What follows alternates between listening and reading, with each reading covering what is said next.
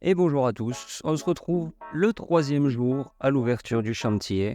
Jusqu'ici, on a bien avancé sur les préparations, les ponçages, mais vu que les clients étaient encore en train de poser des parquets à droite à gauche dans la maison et de peaufiner les chambres, je n'ai pas pu aller jusqu'au bout du processus partout. Donc là, je repars sur le masquage des chambres où le parquet vient d'être posé. Et il y aura aussi donc le ponçage et le masquage des menuiseries, un petit peu sur le même thème que ce qu'on a vu la veille.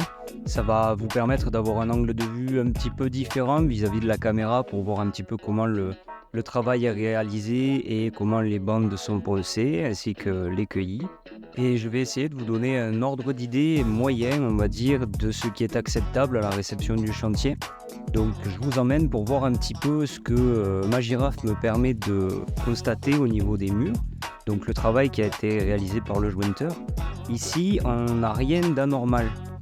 Ça peut paraître un petit peu irrégulier et ça peut paraître mal terminé, mais rien d'anormal. Là, tout ce qu'on peut voir qui pourrait être gênant, ça va être juste une passe d'enduit qui manque sur certaines vis, donc qui pourrait laisser des creux si elles ne sont pas reprises à l'enduit.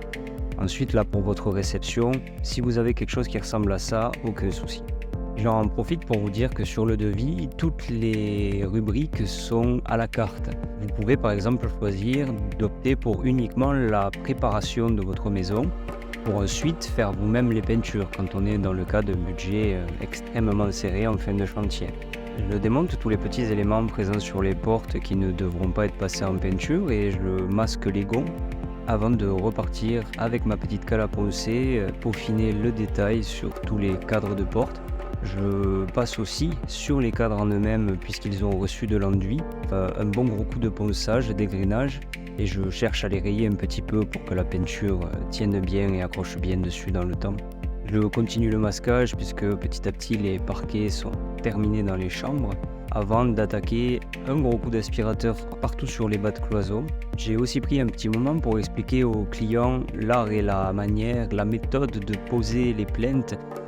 Les petits tips pour pas trop s'embêter dans les prises de mesure, le respect des angles.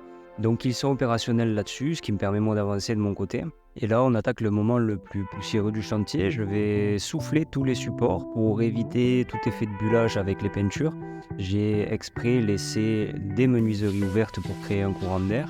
Une fois la poussière retombée, je reprends le masquage des dernières menuiseries ainsi que la porte d'entrée. Tout est aspiré, tout est nettoyé, les dernières bâches sont posées et je vais attaquer dans tout le reste de la maison le soufflage des supports. Et c'est pourquoi d'ailleurs j'aspire les bas de cloison, c'est pour éviter de lever toute cette poussière que je l'ai fait en faisant de la cale à poncer. Là ce qui reste et ce qui s'envole là et qu'on peut voir sur la vidéo, c'est tout ce qui aurait pu créer des problèmes après avec le passage de l'airless. Ce sont des questions qui reviennent de manière récurrente de la part des particuliers et des autres usagers de l'airless.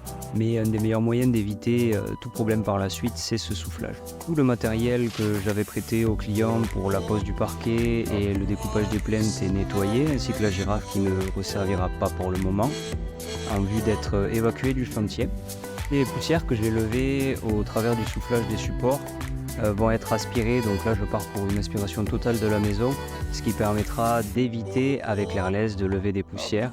Là c'est le cri de joie du peintre qui a passé une bonne journée, les préparations sont finies et je sais pertinemment ce qui va se passer le lendemain, ça va être ma partie préférée. On va passer cette maison en blanc. Je vous dis à demain et merci d'avoir suivi cette vidéo.